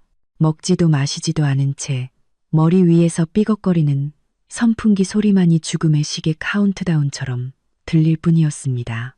머리 바로 위에 매달린 새하얀 네온 불빛은 그의 정수리를 곧바로 비추어 야윈 얼굴에 어떤 두려움도 숨길 수 없게 만들었습니다. 무거운 철문이 삐걱거리는 소리를 내며 열렸습니다. 김 팀장이 두꺼운 서류철과 검은색 노트북을 들고 들어왔습니다. 그는 아무 말 없이 의자를 끌어 민준의 맞은편에 앉았고 서류철을 테이블 위에 천천히 내려놓았습니다. 종이가 나무 표면에 닿는 아주 작은 소리가 민준에게는 총성처럼 크게 들려 몸을 움츠리게 했습니다. 김 팀장은 신문을 서두르지 않고 담배를 꺼내 불을 붙이고 길게 한 모금 빨아들인 다음 연기를 천장으로 내뿜었습니다. 매캐한 담배 냄새가 방의 곰팡내와 섞여 구금의 특유한 냄새를 만들어냈습니다. 그는 얇은 담배 연기 너머로 민준을 바라보았고 날카로운 시선은 앞에 있는 남자의 어두운 속마음을 꿰뚫어 보려는 듯 훑어내렸습니다. 민준 씨, 물 좀 마시겠어요. 김 팀장의 목소리는 낮고 탁했으며 아무런 감정도 담겨 있지 않았습니다. 민준은 침을 삼켰습니다. 목은 사막처럼 말랐지만 그는 고개를 저었습니다. 그는 두려웠습니다. 물을 마시려다가 손이 떨려 컵을 쏟으면 자신의 나약함이 드러날까봐. 좋아요. 바로 본론으로 들어갑시다. 김 팀장은 재떨이에 담배를 비벼 끄고 몸을 앞으로 숙였습니다. 우리는 민준 씨와 피해자 유나 씨의 관계가 단순한 상사와 직원이 아니었음을 확인했습니다. 그렇죠. 민준은 고개를 숙였고 이마에 식은땀이 흐르기 시작했습니다. 제가 이미 진술했듯이 저희는 약간의 감정이 아주 조금 있었습니다. 김 팀장은 옅게 웃으며 사진 몇 장을 테이블에 던졌습니다. 당신이 말한 약간의 감정에는 유나 씨에게 고급 아파트를 빌려주고 매달 수천만 원을 송금하며 당신의 아내가 집에서 일하는 동안 그녀와 5성급 호텔에서 휴가를 보내는 것까지 포함됩니까? 민준 씨, 당신의 약간은 너무나 비쌌군요. 민준은 침묵했습니다. 그는 명백한 증거 앞에서 부정할 수 없었습니다. 한 가정의 가장이자 지위에 있는 남자가 비싼 정부를 키우고 있었습니다. 그리고 더 중요한 것은 당신의 아내 지수 씨가 회사 주식의 대부분과 상속 재산을 소유하고 있다는 점입니다. 이혼하면 당신은 빈손으로 떠나야 합니다. 지수 씨가 죽으면 당신은 모든 돈과 자유를 얻어 정부에게 갈 수 있습니다. 김 팀장은 잠시 멈추어 그 말이 민준의 머리에 스며들게 한 후 목소리에 힘을 주었습니다. 당신의 아내 살해 동기는 너무나 명백합니다. 다만 죽은 사람이 정부였다는 것만 다를 뿐, 혹시 아내를 죽이려 했는데 하늘이 도왔는지 어떻게 정부가 그 차를 빌리게 된 것 아닙니까? 아닙니다. 저는 아무도 죽이지 않았습니다. 민준이 극도의 공황 속에서 목소리가 갈라지며 소리쳤습니다. 맹세컨대 사고였습니다. 브레이크가 고장난 거예요. 저는 아무것도 몰랐습니다. 김 팀장은 얼굴에 아무런 변화 없이 그를 노려보았습니다. 그는 검은색 노트북을 열고 테이블 위에 작은 스피커와 연결했습니다. 아무것도 몰랐다고요. 브레이크 고장이 우연이라고요. 그렇다면 이걸 들어보세요. 이게 뭡니까? 민주는 흑화된 화면에 시선을 고정하며 더듬거렸습니다. 벤츠 차량 블랙박스의 음성 데이터입니다. 차는 산산조각 났지만 다행히도 고급형 블랙박스 메모리 카드는 온전했습니다. 당신 정부의 마지막 순간들을 들어보시죠. 김 팀장은 재생 버튼을 눌렀고 방은 침묵에 잠겼습니다. 스피커에서 나오는 지직 소리만이 들릴 뿐이었습니다. 그러더니 삶의 소리가 되살아났습니다. 벤츠 엔진의 부드러운 소리, 유나가 자주 듣던 경쾌한 음악 소리. 이 늙은이들, 좋은 차 사놓고 정비도 안 하고 계속 덜컹거려. 유나의 목소리가 또렷하게 중얼거렸습니다. 민준의 심장은 자칠 것 같았습니다. 유나의 목소리였습니다. 그녀는 혼잣말을 하고 있었습니다. 여보세요. 여보세요. 통신 상태 왜 이래? 신호가 끊겼잖아. 지직 소리가 더 크게 울렸습니다. 그러다 갑자기 음악이 끊기고 타이어가 아스팔트 위에서 끼익 미끄러지는 소리가 연속적으로 들렸습니다. 이게 뭐야? 브레이크가 안 먹어. 유나의 목소리가 공포에 질리기 시작했고 브레이크를 밟는 쿵쿵 소리가 급하게 울렸습니다. 안 돼. 브레이크가 나갔어. 맙소사. 민주는 귀를 틀어막고 테이블에 고개를 숙였습니다. 그는 듣고 싶지 않았습니다. 그 소리를 압도하기 위해 소리 지르고 싶었지만 그의 목은 굳어버렸습니다. 민준 씨, 당신 차에 무슨 짓을 한 거야? 민준 씨, 살려줘. 비명 같은 절규가 터져 나왔고 극도의 공포에 달했습니다. 쾅, 퍽, 날카로운 충돌음. 금속이 찢어지는 소리. 유리가 산산조각 나는 소리가 뒤따랐고 그 후에는 길고 긴 죽음의 침묵이 이어졌습니다. 김 팀장은 녹음기를 껐습니다.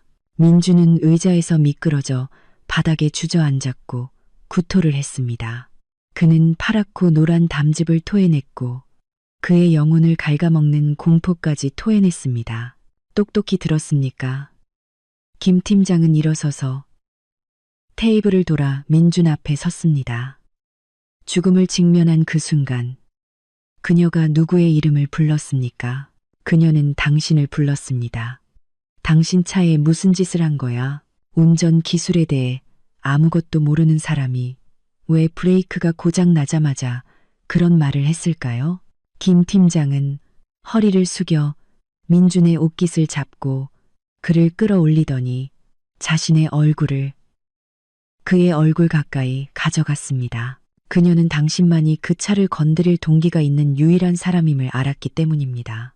브레이크 오일 라인의 흠집은 강력 절단기로 낸 깨끗한 절단면입니다. 이것은 살인 사건입니다. 민준 씨, 단순한 사고가 아닙니다. 우리는 당신을 최고 형량으로 기소하기 위해 법의학적 증거를 더 확보할 시간이 필요했기 때문에 당장 체포하지 않은 것뿐입니다. 하지만 명심하십시오. 하늘의 그물은 넓고 성기지만 당신은 빠져나갈 수 없습니다. 민주는 놓여져 다시 의자에 털썩 주저앉았습니다. 그는 울었습니다. 창백한 얼굴에 눈물과 콧물이 뒤범벅되었습니다. 그는 유나를 잃은 슬픔 때문에 우는 것이 아니었습니다. 자신이 궁지에 몰렸다는 것을 알고 울었습니다. 감옥 문이 활짝 열려 그를 맞이하고 있었습니다. 그는 임시 석방되었지만 거주지 이탈 금지 명령을 받았습니다. 경찰서 문을 나섰을 때 하늘은 이미 암흑이었고 비는 계속 내렸습니다. 민주는 비틀거리며 걸었고 피부에 수천 개의 바늘이 꽂히는 듯한 느낌을 받았습니다. 그는 몸을 떨었습니다. 비 때문이 아니라 진짜 악몽이 집에서 그를 기다리고 있다는 것을 알았기 때문입니다. 집에 도착하자 민주는 유령처럼 거실로 들어섰습니다. 한때 호화롭고 따뜻했던 저택은 이제 그의 눈에 납골당처럼 차갑게 느껴졌습니다. 나는 소파에 앉아 책을 들고 있었지만 눈은 항상 문을 향하고 있었습니다. 민준이 돌아온 것을 보자마자 나는 책을 내던지고 그에게 달려가 부축했습니다. 세상에, 여보, 돌아왔군요. 내 목소리는 걱정과 기쁨으로 떨렸습니다. 전화도 안 받고 당신이 체포된 줄 알았어요. 민주는 나를 바라보았고 그의 텅 빈 눈에 희미한 감사함이 스쳤습니다. 그는 지친 듯 내 몸에 완전히 기대었습니다. 그의 옷에 배인 시큼한 땀 냄새와 구토 냄새는 나를 역겹게 했지만 나는 여전히 그를 꽉 껴안고 소파로 이끌었습니다. 나 너무 지치고 무서워. 지수야. 민주는 목이 메인 채 중얼거렸습니다. 그 녹음 파일 듣게 했어. 유나가 너무 비참하게 죽었어. 쉬티, 더 이상 말하지 마요. 나는 그의 입술에 손가락을 대고 그의 이마의 땀을 다정하게 닦아주었습니다. 돌아온 것만으로도 잘 됐어요. 내가 뜨거운 생강차를 끓여놨어. 마시고 기운 차려요.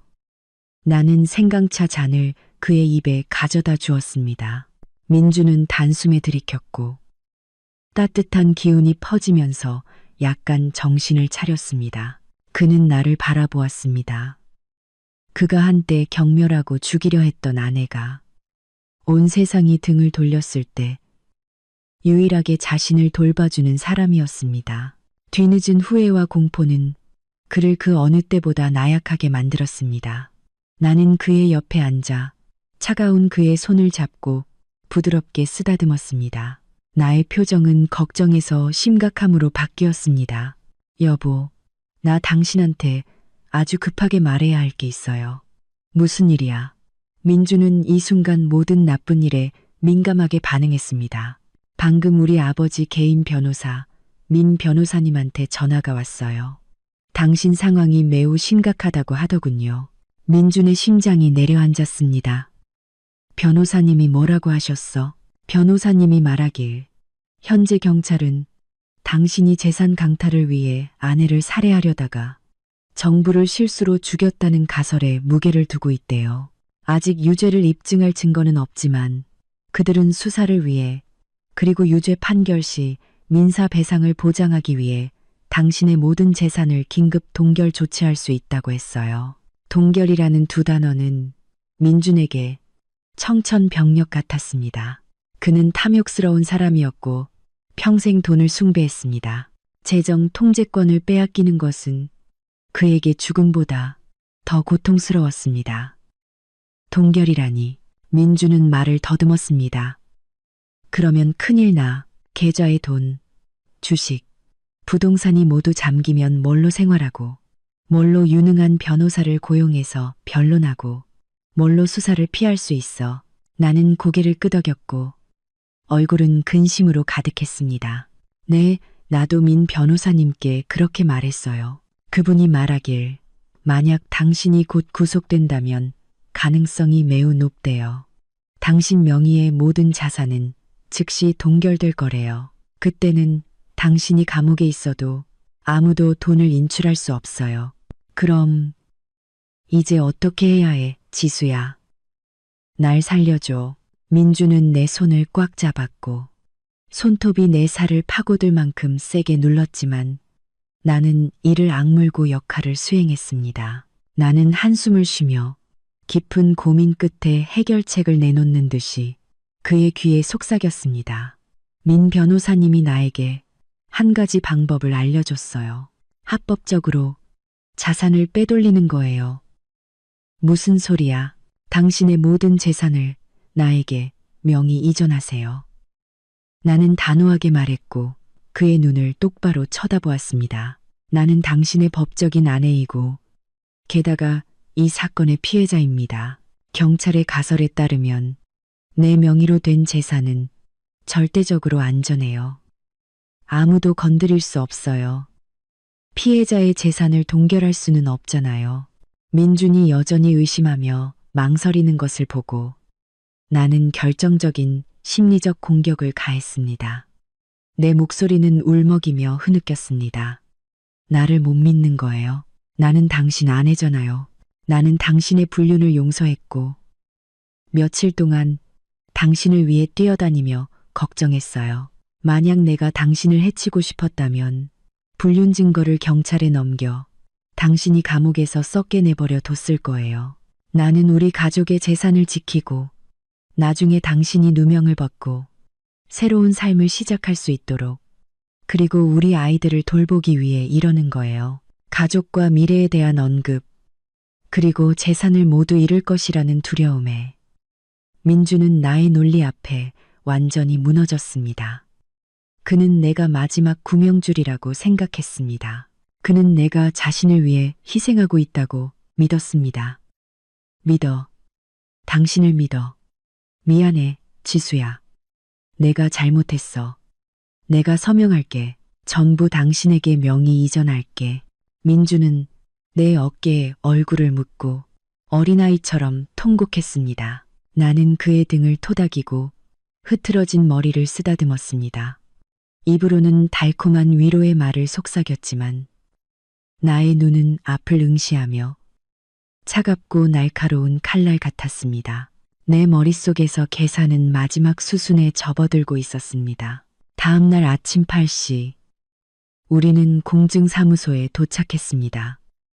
나는 미리 연락하여 VIP 서비스를 신청해 모든 절차가 신속하게 진행되도록 했습니다. 민주는 두꺼운 서류 더미 앞에 앉았습니다. 토지 사용권 이전 계약서, 세 채의 빌라, 회사 주식 증여, 계약서, 차량 및 은행 계좌에 대한 전적인 소유권 위임장. 그는 펜을 들었고 손이 떨렸습니다. 서명하는 순간 자신이 무일푼이 될 것임을 알았지만 경찰에게 재산을 동결당할 것이라는 두려움이 더 컸습니다. 서명해요, 여보. 서둘러야 늦지 않아. 오늘 오후에 동결 명령이 나올지도 모른대. 나는 걱정 가득한 목소리로 속삭이며 재촉했습니다. 민주는 눈을 감고 깊은 숨을 들이마신 뒤 펜을 들고 서명했습니다. 슥슥 그의 서명한 획. 한 획은 그의 재산 조각을 떼어내 나의 무덤 위에 쌓는 칼질과 같았습니다. 그는 무의식적으로 서명했습니다. 30분 후 공증인이 서류에 빨간 도장을 찍었습니다. 쾅! 도장이 테이블에 찍히는 소리는 판사의 사형 선고 망치 소리처럼 날카롭게 울렸습니다. 모든 것이 끝났습니다. 민주는 펜을 놓고 시든 바나나 잎처럼 축 늘어졌습니다. 그는 애원하는 눈빛으로 나를 바라보았습니다. 다 됐어, 지수야. 이제 안심해도 되는 거지. 나는 서류철 전체를 갓 태어난 아기를 안듯 품에 안았습니다. 나는 그에게 눈부시게 환한 미소를 지었습니다. 네, 여보, 완벽하게 안심해요. 공증사무소를 나서자 며칠간 비가 내리던 하늘이 갑자기 환하게 맑아졌습니다. 나는 민준에게 말했습니다.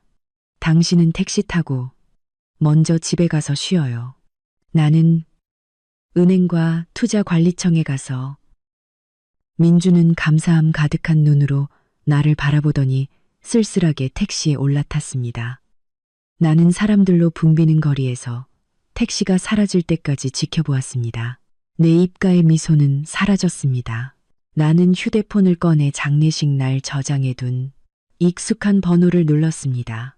여보세요, 김 팀장님. 저 지수예요.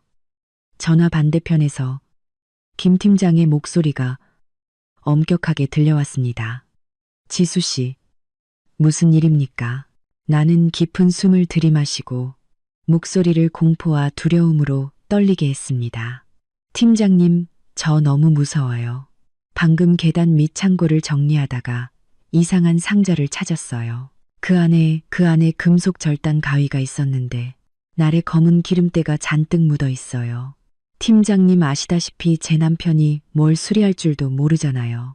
팀장님, 사람을 보내서 당장 확인해 주실 수 있나요? 저는 이 가위가 그날 사고와 관련이 있는 것 같아서요. 현장을 그대로 유지하고 증거물을 만지지 마십시오. 저희가 즉시 출동하겠습니다. 김 팀장의 목소리가 다급해졌습니다. 나는 전화를 끊고 주름 하나 없는 치마를 매만졌습니다. 나는 선글라스를 쓰고 잔혹한 기쁨이 빛나는 눈을 가렸습니다. 재산 빼돌리기 연극은 완벽하게 막을 내렸고 민주는 빈털터리가 되었습니다. 그리고 이제 내가 방금 신고한 증거물로 그는 빌라에서 감옥으로 주거지를 옮기게 될 것입니다. 나는 다른 택시를 잡았습니다. 롯데백화점 본점으로 가주세요. 예쁜 검은색 원피스를 하나 사야겠어요. 파티 가시나요? 사모님, 택시기사가 유쾌하게 물었습니다. 네. 이별 파티에 갑니다, 기사님. 아주 중요한 파티죠. 나는 미소를 지으며 편안한 좌석에 등을 기댔습니다. 이제야말로 게임의 진정한 승자가 가려지는 순간이었습니다. 시계는 밤 11시를 가리켰습니다. 서울의 보슬비는 그쳤지만 공기는 여전히 축축하고 무거웠습니다. 호화로운 저택 안에서 민주는 침대에 누워 천장을 멍하니 바라보고 있었습니다. 그는 잠을 잘 수 없었습니다. 비록 재산을 아내에게 명의 이전하여 전력을 보존했다고 생각했지만 그의 마음속 불안감은 악성 종양처럼 계속 커져갔습니다. 그는 자신이 흙탕물 속을 떠다니는 것 같았고 자신이 붙잡을 수 있는 유일한 지푸라기는 바로 지수였습니다. 갑자기 번쩍이는 푸른색과 붉은색 불빛이 침실 창문을 스쳐 지나갔고 이어서 부유한 동네의 고요한 밤을 찢는 사이렌 소리가 들려왔습니다. 이거. 사이렌 소리는 마치 사신의 부름처럼 들렸고 점점 더 가까워지더니 집 문 앞에서 멈췄습니다. 민주는 용수철처럼 튕겨 일어났고 심장이 가슴을 쿵쾅거렸습니다. 그는 발코니로 달려가 아래를 내려다보았습니다. 경찰차 3대가 문 앞에 주차되어 있었고 제복을 입은 사람들이 빠르고 단호하게 차에서 내렸습니다. 초인종이 급하게 울리고 문을 쾅쾅 두드리는 소리가 났습니다. 문 열어. 경찰이다. 민주는 손발이 떨려 아무 힘도 쓸 수 없는 채 굳어버렸습니다. 그는 도망치고 싶었지만 어디로? 이곳은 그의 집이었고 이제 곧 그를 가두는 덫이 될 참이었습니다. 침실 문이 열리고 나는 극도의 공포에 질린 얼굴로 뛰어들어왔습니다. 눈에는 눈물이 가득했습니다. 여보, 경찰이 집까지 왔어요. 그들이 체포 영장을 갖고 있다고. 누구를 체포한다는 거지? 왜 체포하는 거지? 민주는 핏기 없는 얼굴로 더듬거리며 말했습니다. 그는 내 어깨를 잡고 세게 흔들었습니다. 당신이 다 해결될 거라고 했잖아. 명의 이전하면 끝나는 거라고 했잖아.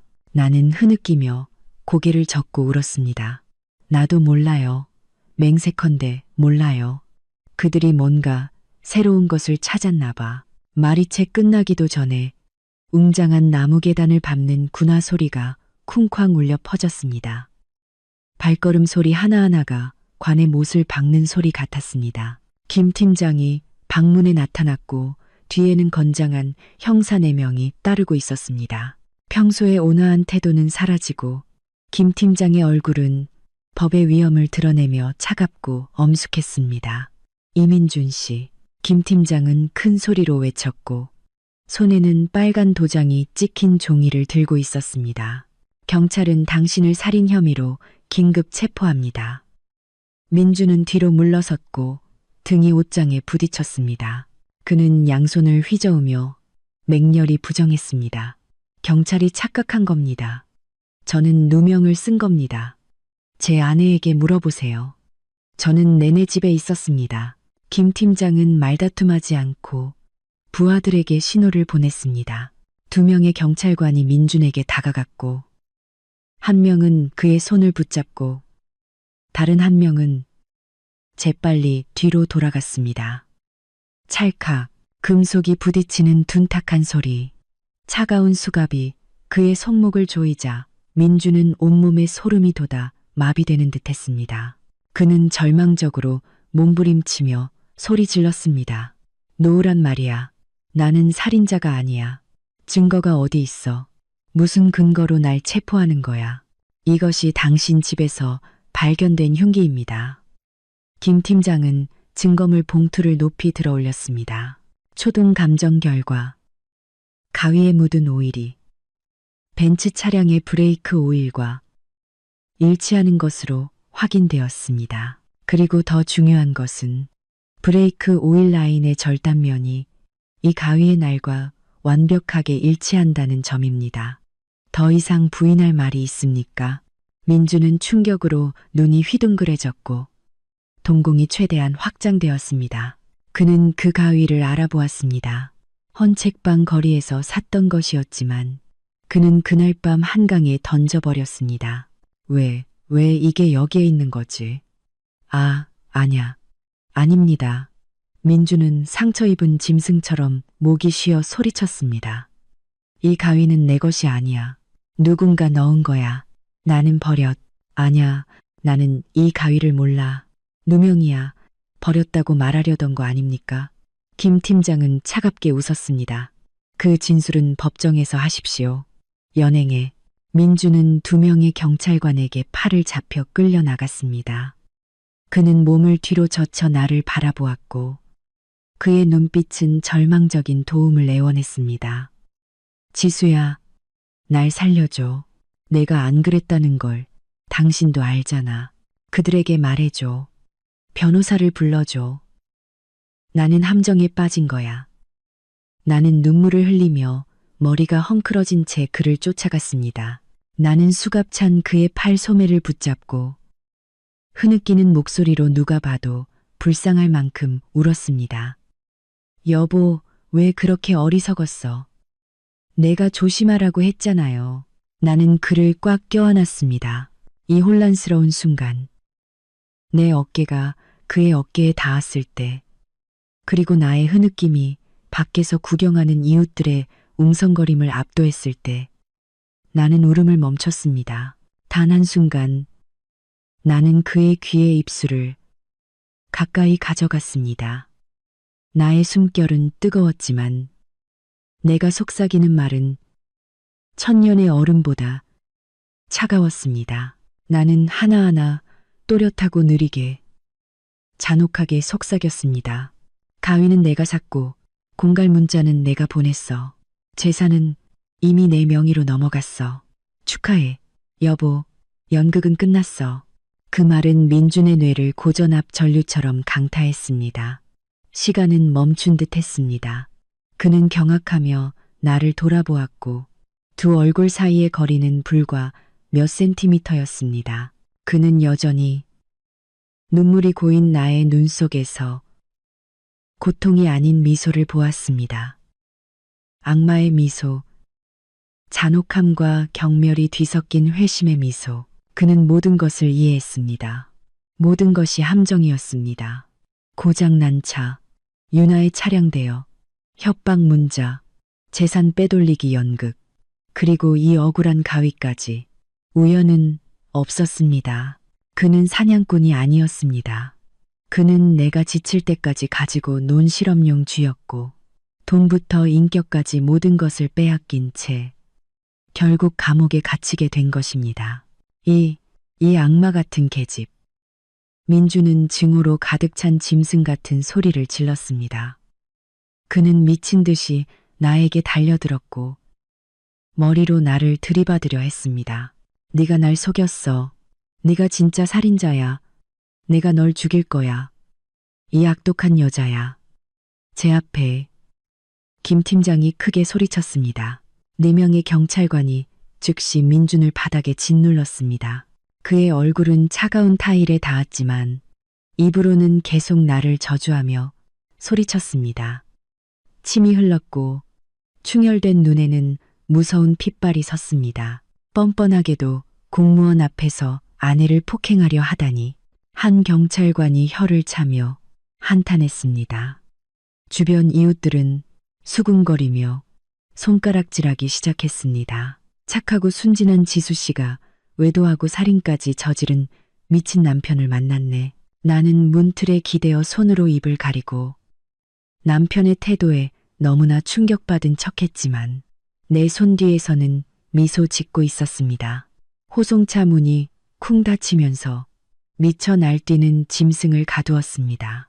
사이렌 소리는 다시 밤을 찢으며 멀리 사라졌고 동네에는 거짓된 평화가 찾아왔습니다. 나는 눈물을 닦고 평온하게 대문을 닫고 빗장을 걸었습니다. 오늘 밤 나는 지난 7년 동안 가장 깊은 잠을 잘 것입니다. 6개월 후 서울중앙지방법원에서 피고인 이민준에 대한 살인 및 재산은닉 혐의에 대한 1심 재판이 열렸습니다. 이 사건은 마치 한 편의 영화와 같은 기이한 줄거리로 여론의 특별한 관심을 끌었습니다. 외도, 증거인멸을 위한 정부 살해세로 추가된 공금 횡령 혐의와 함께 그리고 아내 살해 음모까지 법정은 사람들로 가득 찼고 분위기는 엄숙하고 숨 막힐 듯 무거웠습니다. 민주는 피고인석에 서 있었고 불과 6개월간의 구금 생활로 그는 이전에 세련된 이사임원의 모습을 찾아볼 수 없을 만큼 쇠약해져 있었습니다. 그의 머리카락은 희끗희끗했고 얼굴은 주름지고 야위었으며 눈은 깊이 파인 채 텅 비어 있었습니다. 그는 곧 부러질 것 같은 썩은 나무처럼 비틀거리며 서 있었습니다. 검찰 대표는 엄숙하게 기소 내용을 낭독했습니다. 그의 단호한 한마디는 민준의 운명에 못을 박는 망치 소리처럼 울려 퍼졌습니다. 피고인 이민준은 비열한 동기로 불륜 행위와 공금 횡령을 숨기고 아내인 지수 씨의 재산을 가로챌 목적으로 차량의 브레이크 라인을 절단하는 계획을 세웠으며 그 결과 윤아 씨가 사망에 이르는 결과를 초래했습니다. 피고인의 행위는 사회적으로 극히 위험합니다. 민준이 사설 변호사를 고용할 돈이 없었기 때문에 법원에서 지정한 그의 국선 변호사는 브레이크 절단 행위를 직접 목격한 증인이 없다는 약한 논리로 분투했습니다. 민준은 목이 쉬고 힘없는 목소리로 끊임없이 무죄를 주장했습니다. 저는 누명을 썼습니다. 제 아내가, 그녀가 저를 함정에 빠뜨린 겁니다. 그 가위는 제 것이 아닙니다.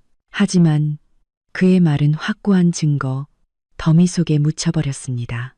하나, 가위에서 발견된 지문은 민준의 지문과 일치했습니다. 내가 그가 깊은 잠에 빠졌을 때 손에 묻혀 인쇄한 것이었습니다. 둘, 동기, 피해자와의 부적절한 관계와 내가 회사에 제공한 심각한 공금 횡령으로 인한 재정 상황 악화. 셋, 그리고 결정적인 증거. 막판의 수사기관의 익명으로 전송된 비디오 파일. 재판장은 그 비디오를 대형 화면에 재생하도록 명령했습니다. 법정 전체가 숨을 죽였습니다. 흐릿한 흑백 화면 속에서 민준이 즐겨 입던 익숙한 잠옷 차림의 한 남자가 새벽 3시에 벤치 차 밑으로 몰래 기어 들어갔습니다. 얼굴은 부분적으로 가려져 있었고 기어 나올 때 얼굴이 드러나는 마지막 부분은 교묘하게 잘려 있었습니다. 하지만 몸매, 옷차림, 그리고 지하 주차장 보안 카메라가 꺼졌다는 경비원의 진술과 일치하는 시간대는 배심원들이 그가 민준이라고 믿기에 충분했습니다. 민준은 화면을 올려다보았고 입이 쩍 벌어졌습니다. 그는 그 운명의 밤임을 알았지만 왜 이 영상이 존재하고 왜 가장 치명적인 부분만 잘려 있는지 이해할 수 없었습니다. 그는 고개를 돌려 나를 보았습니다. 나는 방청석 첫 줄에 앉아 있었고 고급스러운 검은색 정장을 입고 눈에 띄게 권위 있는 모습을 하고 있었습니다. 나는 큰 선글라스를 써 얼굴의 절반을 가렸습니다. 민주는 나를 뚫어지게 쳐다보았고 그의 눈에는 뼛속까지 사무치는 증오와 함께 극도의 무력감이 담겨 있었습니다. 그는 이 비밀 카메라 뒤에 있는 사람이, 이 익명의 영상을 보낸 사람이 바로 나일 수밖에 없다는 것을 알았습니다. 재판장은 망치를 두드리며 모두에게 선고를 들으라고 요청했습니다. 형법 제123조 제1항지에 따라 피고인 이민준에게 사형을 선고한다. 사형이라는 두 글자는 차갑고 단호하게 울려 퍼졌습니다. 민주는 더 이상 소리 지르지 않았습니다. 그는 무릎을 꿇었고 두 다리는 더 이상 자신의 체중을 지탱할 수 없었습니다. 그는 죽었습니다. 판사가 망치를 테이블에 두드리는 소리를 들었을 때 이미 죽은 것이었습니다. 경찰이 민준을 호송차로 끌고 나갈 때 그는 잠시 내 방청석 앞을 지나갔습니다. 나는 조용히 선글라스를 내렸습니다. 나의 눈은 그의 눈을 똑바로 바라보았고 눈물도 비탄도 없었으며 오직 묘한 평온함만이 있었습니다. 나는 그에게 살짝 눈을 찡긋했습니다. 우리가 처음 데이트했을 때 내가 그에게 했던 것처럼 가볍고 장난기 어린 윙크. 하지만 오늘 이 윙크는 지옥으로 가는 작별 인사였습니다. 민주는 몸을 떨며 고개를 숙이고 걸어 나갔고 쇠창살이 쳐진 특수 차량에 올라탔으며 영원히 내 삶에서 사라졌습니다. 일주일 후 나는 서울 롯데월드타워 65층의 한 카페에 앉아 있었습니다. 서울 전체가 한눈에 내려다 보이는 곳이었습니다. 도시 아래는 너무나 작았고 차들은 개미처럼 줄지어 있었으며 고층 빌딩들은 불빛으로 반짝였습니다. 나는 뜨거운 커피 잔을 가볍게 휘저었고 향긋한 냄새가 나를 편안하게 해주었습니다. 나는 더러운 기억이 담긴 오래된 빌라를 팔았습니다. 새 차도 샀습니다. 민준의 재산 매각 대금에 부모님으로부터 상속받은 돈까지 합쳐져 나는 가장 부유하고 매력적인 독신 여성 중 한 명이 되었습니다. 나는 핸드백에서 작은 은색 USB 하나를 꺼냈습니다. 그 안에는 그날 밤의 전체 영상 원본이 담겨 있었습니다. 그가 브레이크 오일 라인을 잘라 나를 죽이려 했던 밤의 영상. 그가 정부를 안고 미래를 약속하던 이미지들. 그가 정부에게 돈을 이체하고 집과 차, 명품을 사주던 자료들. 나는 그것을 마지막으로 바라보고 미소 지었습니다. 나는 서버에게 뜨거운 물 한 잔을 부탁했습니다. USB를 물잔에 넣고 기포가 올라오는 것을 지켜보았습니다. 그러고 나서 나는 그것을 화장실로 가져가 산산조각 낸 후 물에 흘려보냈습니다. 마지막 비밀은 지워졌고 진실은 영원히 묻혔습니다. 나는 바람이 부는 발코니로 걸어 나갔습니다. 서울의 가을바람이 피부를 차갑게 스쳤습니다. 나는 깊은 숨을 들이마셨습니다. 자유의 공기는 순수했고 배신 냄새도 계산 냄새도 두려움 냄새도 더 이상 없었습니다. 차가 떠나간 뒤에야 당신 곁은 햇살이고 내 곁은 비라는 것을 알았네. 카페 스피커에서 흘러나오는 옛 노래의 멜로디. 가사가 이 상황에 너무나 잘 맞았습니다. 차는 떠났고 유나와 민준을 모두 저 세상으로 데려갔습니다. 내 곁은 이제 따뜻한 햇살, 피와 눈물로 맞바꾼 평온함입니다. 반면 민준 씨, 당신 곁은 영원한 어둠의 독방입니다. 속죄의 날을 기다리며 나는 커피를 한 모금 마셨습니다. 혀끝의 쓴맛이 단맛으로 변했습니다. 나는 미소를 지으며 당당하게 걸어 나갔습니다. 지수의 새로운 삶은 이제 정말로 시작되었습니다.